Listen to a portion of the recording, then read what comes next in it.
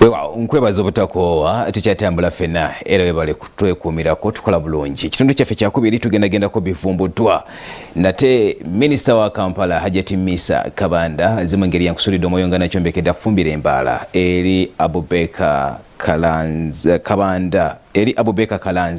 Kalanzi ono yakubwa ekitongole ekidukanya ekibuga Kampala ekya KCCA. Musajja watunga omuntu yakeewa manyi takyesobola era ng'omusajja takyalina kyasobola kukolawo. Katobe nate mu mboozi ey'akafubo gye tukuleetedde.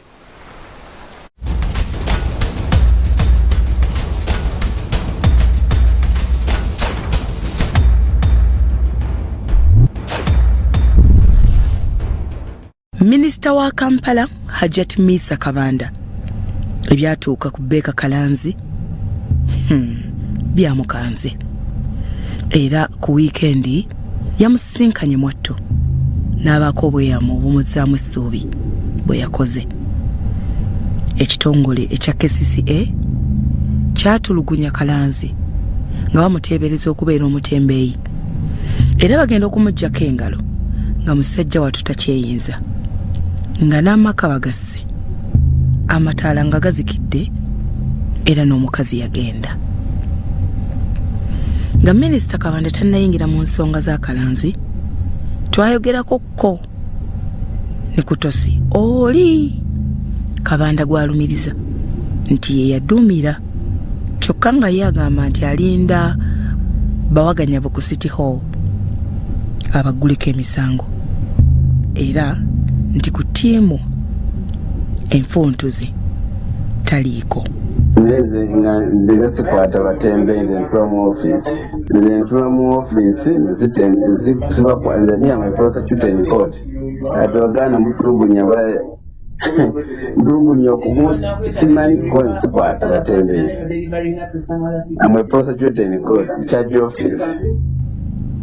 Nga betulinda ebinaba mu kaweefube wa minisita mukimanyi nti ebulambale okusoma kuddemu era Beka Kalanzi nga taata alina okuzza ezzadde lye ku ssomero ng'abazadde abalala bonna bwe bali mu keetereekerero. Beka ku bbalaza abaana bagenda okuddayo ku ssomero tubulireko kati gw'oli biki? Okusinziira nze embeera gye mpitamu n'abaana bange okusoma kugenda kuddamu nga sitoole yonna we mugiwulira sikola sirina bujjanjabi bwonna n'ensaba bekikwatako nsaba nnyambibwe nsobole okuddamu okulabirira abaana bange. Nga taata wandibadde weetaaga buyambi nga ki mu kiseera kino? Mu byonna kyensaba kuddamu okukolera abaana bange. Nyina abaana 6 mukulu waabwe mumulabye.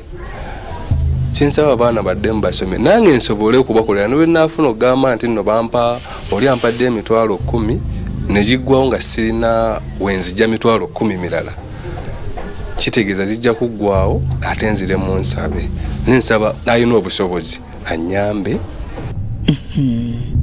Byonna byampuna ate era byonna bikuwa ebibuuzo bingi ddala. Abaana ba Kalanzi banaabeera nga abaana abalala banaafuna omukisa ogweyongerayo okusoma oba ebyabwe bikomyawo?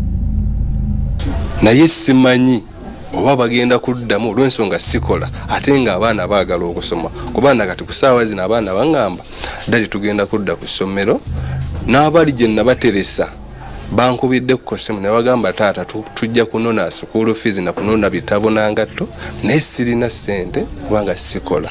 Olw'embeera eggwanga liririmu mu kiseera kino kikyali kizibu okusonga ku muntu ayinza okuvaayo okuyamba ku Beka n'abaana be. Mu mbeera eno twasazeewo okumuwa omukisa asomere abantu ennamba y'essimu anaaba asobola abeeko kamusuula. Mpozi eriki ngamba nnamba yo kwe bayinza okuteera ku buyambi? 0755 54 11 64. Amannya ereeta Sekamwayisa. Ey'okubiri 0705 79 5 15. Eri Mugazi Wena Nabiryo Ziwena. ekituufu kiri nti aba KCCA abakuba Beeka bamuleetera okusiimuuka ebitundu ebimu era ebintu ebimu takyabijjukira. Bino bya taata nkimanyi weebuuza nti ate bo abaana bali mu mbeera ki, bali bameka era kyekiddako eri obulamu n'okusoma kwabwe. Awo we tunaatandikira olunaku lw'enkya. Bya Robert Mutebi ne Eric Sebalamu, Salt TV, Omunnyo.